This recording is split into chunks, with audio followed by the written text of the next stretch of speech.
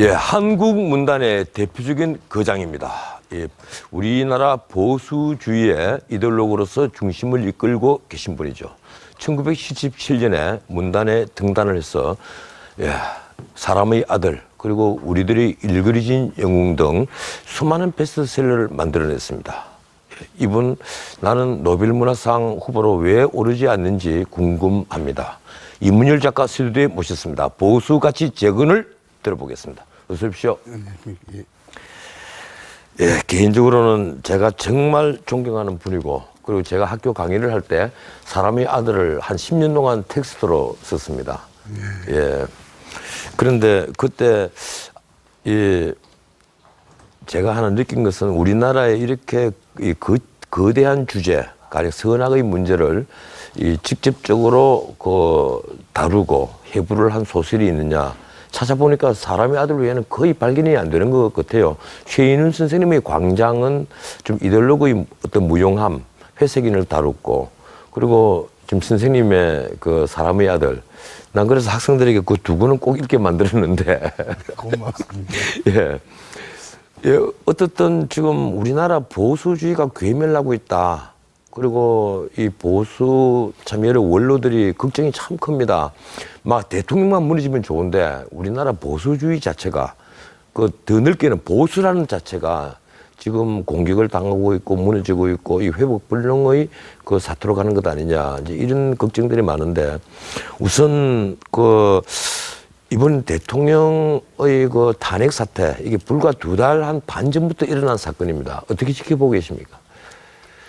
글쎄요, 지금 사실상 한 달 반 정도는 상당히 충격 속에 무엇인지 모르고 보자는 기분으로 보아왔습니다. 이제 겨우 정신을 좀 차려놨는데 이게 단순한 어떤 보수의 쇠퇴 혹은 후퇴 이런 느낌이 아니고 제가 받은 느낌은 만약에 보수의 반대편에 있는 어떤 세력이 있다면은 이것에 의한 마지막 선멸전을 벌이고 있다. 그리고 보수는 선멸당하고 있다. 그런 느낌을 받았습니다. 물론 선멸전을 벌이는 주체 중에 언론도 저것 중에 하나지만 공범 중에 하나지만 저는 하여튼 그렇게 보고 있습니다. 이번에 이 박 대통령의 어떤 권력의 사유화 문제 주변에 있는 사람들의 물론 권력 농단입니다만 이 사건이 터지고 나서 처음에 광장에 모였을 때는 선생님이 말씀하시는 소위 깃발들이 처음에 주도를 한 건 맞습니다. 하지만 거기에 나온 시민들, 촛불을 든 시민들은 사실 제가 보기에는요, 오히려 평소에 나는 보수주의자다, 나는 아니면 크게 이념과는 상관이 없는 사람이다, 이런 평범한 시민들이 더 많았던 것 같아요. 그 점은 어떻게 생각하십니까? 그 부분이 저도 사실은 이걸 설명하는데 굉장히 고민스러운 부분에 속합니다. 제가 과연 만약 촛불이라는 것을 갖다가 실체 있게 하나로 묶을 수 있는지 없는지조차 지금은 처음에는 촛불이라고 해서 하나의 어떤 단위로 묶을 수 있다고 생각했는데 지금은 그게 아닌 것 같고 오히려 의심하는 것은 참 이 선이라는 것은 꼭 좋은 뜻이라는 뜻은 아니고요. 어쨌든 지금 촛불이 강하게 드러내고 있는 저거 자체를 향해서 모인 사람들은 아니지만 결국은 촛불의 한 사람으로 되어서 샤일일 때는 백만 중에 하나로 끼어들어가고 이런데 실제로 우리가 이제 어떤 핵심적이라고 할까 본질을 잘 알고 있고 자기가 뭘 하는지를 잘 알고 있는 사람들 혹은 조직적으로 이 100만의 사람을 그 정도라도 제가 저번에 인민축전의 집단체조에 비해서 안 됐습니다만은 그건 사실은 폄하하는 것이 아니고 그건 굉장히 높여서 봐준 것입니다. 왜냐하면은 100만 10만 하는 사람을 갖다가 카드 섹션으로 하나를 노릴 수 있는 어떤 연출이나 어떤 통제력은 그건 대단한 거죠. 거기에 비하지는 못하지만 그래도 비슷하게라도 보여줬다. 이런 뜻에서 내가 그걸 비유를 했던 것인데 지금 요즘은 그런 이심을 가지고 있습니다. 저 사람들이 바로 저 100만이 다 그 촛불이냐. 예. 거기에 대해서는 저는 좀 견해가 다릅니다. 예, 물론 이 주최 측도 그런 얘기를 합니다. 뭐 100만이 모였다, 심지어 나중에는 170만까지 이 서울에 이 광장에 모였다는 것은 왔다 갔다 한 사람까지 다 계산해서 얘기를 한 것이 뭐 그분들이 한꺼번에 한 자리에 다 모이면 그 물리적으로 그게 불가능할 테니까. 예, 그런데 이번에 그 언론에 대해서도 굉장히 이제 섭섭함을 많이 그 표현을 하시는데 이 언론도 일종의 선동에 나섰다고 생각하시는 겁니까? 예, 섭섭함 뭐 정도가 아니고 예. 공동정범이라고 생각하는데 이것이 만약에 저도 그럼 포함이 되는 겁니다. 이것이 혁명과 예. 그다음에 어떤 내란의 예. 중간 단계에 있는 일로 본다면은 그 내란 혹은 혁명의 공동정범 중에 하나가 언론이 아닌가 이런 생각이 듭니다. 예, 그 언론이 너무 과잉 반응을 한 것으로 이제 생각을 하시는 것 같은데 그렇다면 그 과잉 반응 정도가 아니고 예. 제가 뭐 얼마 전에 뭐 그 친구들이 저대로 쓰지는 않았더라만은 그 뉴욕 타임즈하고 얘기를 하면서 그런 말을 했습니다. 예, 뉴욕 타임즈하고 인터뷰를 하셨군요. 예, 예. 그런데 이런 그 지금 이 나라에서 벌어지고 있는 거는 본질은 따로 있는데 그 중에서 이제 언론이 하고 있는 역할이 자기들이 알고 있는지 몰라도 문제의 제기자고 고발자고 판관이고 그런데 그다음에 그 재판까지 해가지고 그다음에 재인을 만든 뒤에 또 자기들이 내린 그 판결에 대해서 논평까지 끝내버리는 예. 그런 역할을 한 두 달간 해온 걸로 보입니다. 예, 그러니까 이 광장에서 벌어지는 일종의 직접 민주주의 형태, 광장 민주주의에 대한 불신이 아주 크시군요. 뭐 불신이라기보다 불신도 있지만 광장 민주주의의 문제가 아니고 지금 우리 경험에서 지금 이 뭐 소위 그걸 체제라고 할 수 있는 모든 인터넷 체제 혹은 SNS를 통한 어떤 이 전달 체제 혹은 이 매체에 대한 체제는 사실 우리 경험이 없는 것입니다. 예. 그러니까 비슷하다고 해서 저걸 광장으로 친다거나 근데 광장하고도 다르고요. 저 이상한 전달 그 체제, 그 다음에 동의 체제, 제의 혹은 뭐 문제 제기 체제 이것이 그렇게 간단하게 단순 비교로 광장으로 처리되는 것부터가 예, 아마 그걸 문제가 있는 인식할 때 문제가 될 거라고 생각을 하고 그 다음에 또 내가 인터넷 이 매체에 대해서 좀 의문이 있는 것은 저는 사실 이번 일이 어떻게 끝이 나든 꼭 언론한테 제의하고 싶은 게 있습니다. 이 일이 끝나고 난 뒤에 지난 두 달 동안에 했었던 중요한 논의나 언론의 논평이나 기사 보도나 이걸 다시 한번 돌려보았으면 그래서 거기에서 얼마나 많은 어떤 그 사건의 그 진실에 대한 개입이 있었는지 경우에 따라서는 강요도 있었고 경우에 따라서는 예고 허위 보도도 물론 있었고 굉장히 많은데 이런 것들이 체크 안 되는 바람에 앞으로도 계속 이런 일이 일어날까봐 걱정이 되어서 그리고 그 예를 하나 들기는 저는 이 촛불이 전번에 광우병 때 모였던 사람들 또 그전에 효선이 미선이 그때 몰렸던 사람들하고 전혀 다른 거라고 생각하지 않습니다. 적어도 일정 부분은 이어져 오는 부분이 있는데. 그래 효순이 미순이 때 들었던 촛불 혹은 광우병 때 들었던 촛불과 거의 한 맥을 같이 한다 이렇게 보시는군요. 그래 보고 있고 그 다음에 또 이제 걱정되는 것은 그것들이 이제 결국 효선이 미선이는 뭐 흐지부지 되었지만은 광우병 같은 경우에는 명백히 그 결과가 나와서 그 사실 자체는 허위라는 것 그것이 밝혀졌음에도 불구하고 그때 제가 미국에 있을 텐데 와보니까 한 서너 달 그냥 이 나라 땅이 끝으로 갔더라고요. 지금보다 그랬는데 거기에 대해서는 내가 듣기로 지금 현재 듣기로는 그 관계에서 그걸 일으켰던 사람들 참가했던 사람들 에서 한 누구한테도 나는 10원 한 장 벌금 물린 적도 없는 걸로 알고 있습니다. 다 무죄가 돼요. 무죄가 되고 그래서 그게 참가했던 사람들까지도 이상하게 자기 면제를 줘가지고 부끄러워하거나 반성하는 것이 아니라 보통 물으면 그래요. 왜 그러냐 그러면 그러면 왜 그때 그 FTA 아무 따나 그렇게 쉽게 저걸 해줘가지고 사람들 화나게 만들었어요. 이래서 그 거짓은 관계 없다는 거죠. 예. 예. 이렇게 해서 이제 단 하나도 그걸 아유 그때 그 우리 잘못했는가 봐 하는 사람들 못 들어봤고 그것 때문에 어떤 불리를 있거나 뭐 저 형이 아니더라도 형을 받았거나 벌금을 물었거나 사람도 보지 못했고. 예.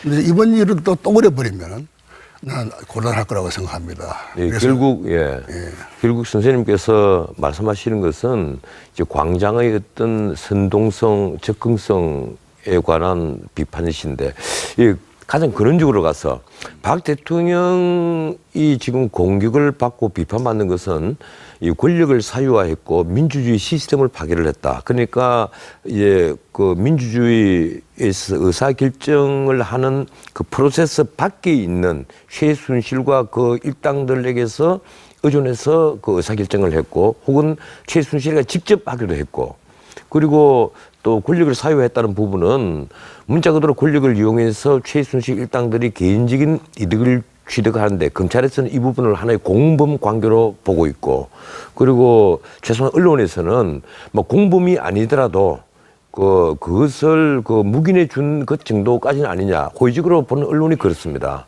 그래서 박 대통령이 지금 비판을 받고 있는 것은 결국은 가장 큰 것은 이 헌법을 위반했다는 거예요. 물론 이제 작은 그 뇌물 문제라든가 이런 부분에 있어서는 현재도 특검에서 수사를 하고 있는데 이 점에 있어서는 그러면 우리 선생님께서는 별로 그렇게 중요한 것 아니다 이렇게 생각하십니까? 아니요, 제가 참고 들은 것은 예. 내가 또 후회를 하는 것이 또 그 얘기를 먼저 하고 내 얘기를 했어야 하는데 그렇습니까? 그 얘기를 안 해버렸어요. 예. 그 마침 그 선생님께서 다 해주셨으니까 그것은 저도 동의합니다.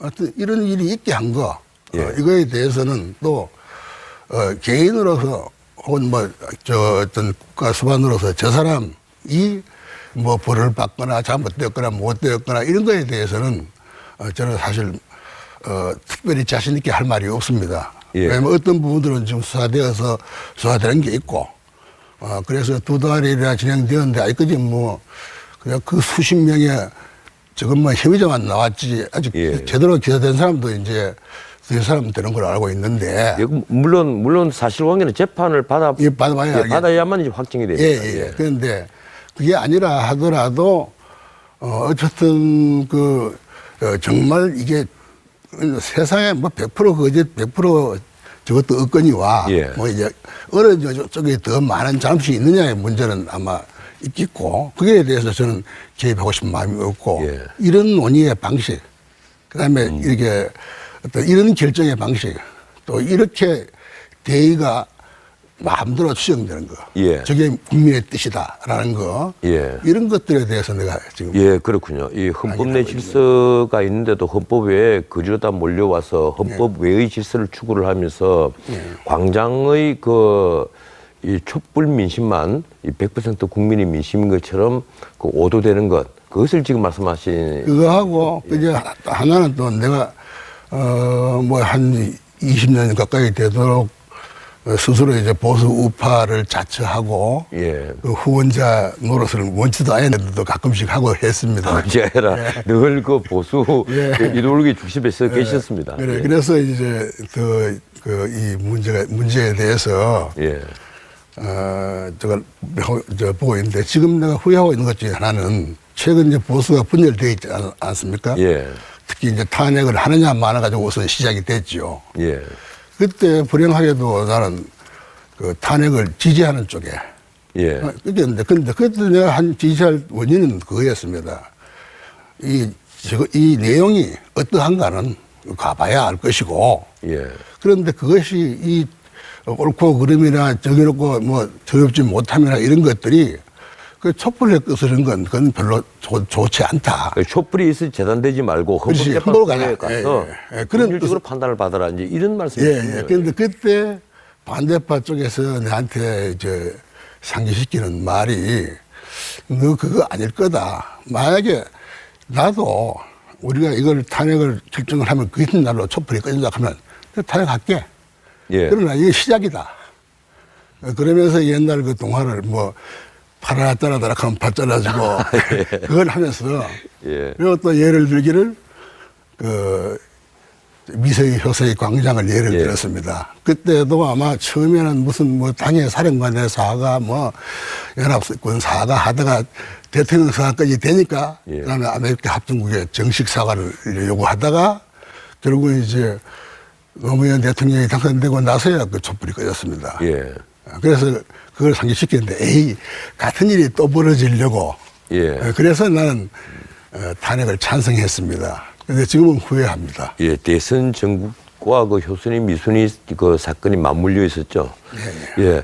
어떻든 지금 새누리당에서 이 이른바 비박이라고 부르는 그리고 박 대통령과 약간 책을 주고 있던 이 비판 세력들이 떨어져 나와서 신당을 차렸습니다. 지금 이 점은 어떻게 지켜보고 계십니까? 글쎄요, 뭐, 제가 뭐 그 졸고를 하나 쓴 적이 있는데, 예. 사실 뭐 새롭게 태어난다는 것은 우선 새롭게 태어나기 전에 죽음이 있어야 됩니다. 예. 이 잘못한 주체, 그것이 어떤 형태든 그게 제대로 뭐 보좌를 못한 것인지 같이 동조해서 같이 그 과일을 나눠 먹었는지 뭐 모르겠지만은 어쨌든 이 현상을 빚어낸 그 잘못한 것에 대해서 거기에 가담한 사람들에 대해서는 반드시 그들의 죽음이 먼저 있고 거기서 다시 이제 뭐 어떤 참 부활과 재생이 예. 기대할 수가 있는데 제가 그때 뭐 별거 아니지만 그걸 권유를 했는데 사람들이 별로 죽기를 싫어한 것 같습니다. 예. 별로 안 죽고 그냥 산처럼 뭐 어떻게 해보려고 하는 것 같은데. 예. 오늘 그 이중인 전 대표는 일단 탈당은 했습니다. 예. 탈당은 해서 그 책임지는 모습을 보이긴 보였는데 아직도 그 갈등은 계속되고 있고요. 어쨌든 지금 문제는 뭐 조기 대선이 이제 있을 가능성이 대단히 높아졌고 그리고 보수 쪽에서는 아직도 이분이 보수 후보다고 내세울 수 있는 만한 분이 그렇게 쉽게 눈에 보이지 않습니다. 이 상황을 어떻게 지켜보고 계십니까? 이 질문 받으면 대답을 뭐로 할까 제일 많이 고민했습니다. 예. 지금 현재 뭐 당장 만들어지겠습니까? 그리고 당장 그게 나오거나 만들어지거나 혹은 어떤 사람이 갑자기 참 이렇게 솟아오른다 하더라도 거기에 대해서 제가 뭐 많은 사람들은 아마 별 기대를 갖지 않을 거예요. 어쩌면 예. 촛불의 수가 이렇게 늘어난 것도 아마 그런 실망하는 사람들, 그 사람들이 수를 더 늘렸을 텐데요. 그러나 이제 저 같은 경우에는 뭐 이제 와서 그 입장을 바꿀 수도 없고 어차피 보수를 죽어야 하는 사람이니까. 예. 그래서 이제 어떤 보수가 다시 살아나기를 그리고 되도록이면은 내가 다 늙어 죽기 전에 살아난 꼴을 봤으면 이 정도의 선생님 아직 연세가 뭐 그렇게 근데 사람이 산다 하는 게 죽기 전에 보수가 재건 안 되면 어떻게 합니까? 숨이 딱 끊어져야 죽는 게 아니고 예. 어떤 경우에는 살아도 뭐 죽은 거나 별 차이 예, 없는 그런 겁니까? 경우도 있습니다. 그러면 보수를 재건시키려면 가장 좋은 방법이 어떤 방법이겠습니까? 그래서 그걸 참 그게 아마 지금 결국 우리나라의 어떤 절반의 정신들이 고민하는 것일 텐데, 예. 고민한 것일 텐데, 뭐 쉽게 답이야 있겠습니까만은, 그래서 저는 그 시작은, 이 지경으로 오게 한 거, 그것이 뭐 어떤, 구태연한 권위주의에 안주했던 것인지, 함께 부패했던 것인지, 뭔지는 모르겠으나, 이걸 주도한 사람들의 어떤 그 책임부터 먼저 지고, 어떤 그들의 그야말로 정신적인 죽음부터 먼저 드러내고, 그 다음에 새로 조직하고, 또 새로운 사람을 찾고, 사람을 기르고 하는 게 필요할 텐데요. 그게, 글쎄, 그렇게 빠른 시일 내에 될 것 같지가 않아서. 예.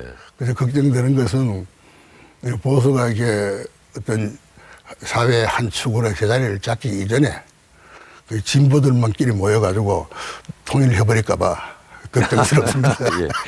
제가 이게 참 질문지와 상관없이 질문을 좀 드리자면요. 예. 선생님을 만나 뵈면 꼭 이 질문 한번 들어봐야 되겠다 생각한 질문입니다. 예. 뭔가 하면 뭐 보수라고 하면 우리가 첫 번째 떠오른 단어가 자유와 책임 이런 단어들인데 보수의 핵은 도덕성인데 우리나라 보수주의자들이 늘 의심받는 것이 바로 이 도덕성이라는 문제입니다. 늘 부패를 하고 있고 또 그리고 정경유착을 비롯해서 많은 부분에 있어서 뭐 어떤 식으로든지 간에 도덕성과 연결돼서 공격을 참 많이 받는데 우리나라 보수주의가 왜 이렇게 도덕성과 거리가 멀어졌을까요? 이거 어떻게 해결해야 됩니까? 저는 사실은 예전에 어디서 이제 보수 우파 쪽에 가담을 하면서 그런 비유를 든 적이 있는데요. 우리나라 보수라는 것이 정말 참 쓸데없이 덩치만 크고 예. 싫어도 될 거 안 싫어도 될 거 다 싫어가지고 굉장히 참 정제되지 못한 이상한 보수, 말하면 꼭 무슨 자파상 같은 어떤 새로운 시대의 어떤 진보라는 개념에 못 가는 것들은 다 글로 모여가지고 그래서 더군다나 오랜 이제 집권이나 뭐 이런 기득권층을 해온 경력이 또 못해지면은 정말 악적이 산더미처럼 많아서 배가 기우뚱한 낡은 큰 배 같은 느낌을 받습니다. 그리고 이것이 몇 번의 사회 위기 혹은 혁명 기간을 겪으면서 들어졌다 하면서도 충분히 아마 그게 되지는 않은 것 같습니다. 그래서 이번 기회에도 다시 한번 보수에 있는 사이비한 불합리하고 부패하고 저간 짐들은 이번 기회에 아마 드러낼 때가 또 된 것 같습니다. 한두 번만 더 드러내면 이제 거의 다 드러내지 않을까 싶습니다. 이 보수를 낡고 큰 배 이렇게 비유를 했는데 정말 참 적절한 비유라는 생각이 듭니다. 이 시간이 거의 다 됐는데 마지막으로 제가 질문 하나만 드릴게요. 좀 현실적인 질문입니다. 지금 반기문 유엔 사무총장이 귀국을 해서 이 보수주의자들 특히 비박을 중심으로 해서 큰 빅텐트를 쳐서 이 연대를 해서 대통령 후보로 만들려 하는 그런 분위기입니다. 그 점 어떻게 보고 계십니까? 그래서 그게 뭐 참, 이제 살아있는 어떤 정치에 대한 생생한 몇 달 이내의 가상인데 그걸 뭐 점심은 잔머리 푼다만은 저는 이런 생각은 합니다. 설령 기도가 성공이 되어서 이것저것 뭐 끌어모아가지고 어떤 이제 보수에 저걸 해서 연명한다 하더라도 그거는 온전한 보수 정권일 것 같지는 않습니다. 그건 설령 그런 종수가 생긴다 하더라도 그걸 해서 다시 보수의 참 완전성 혹은 진지함 혹은 뭐 풍미 이런 것들을 회복할 시간을 버는 것이지 보수가 다시 살아난다는 보장을 하지는 않습니다. 저는 그렇게 봅니다. 온전한 보수 정권으로 생각되지 않는다. 앞으로 좀 종종 나오셔서 우리나라 보수주의를 새로 정립하는데 큰 이 지도 편달 좀 내려주시기 바랍니다. 고맙습니다. 각오한 말씀입니다.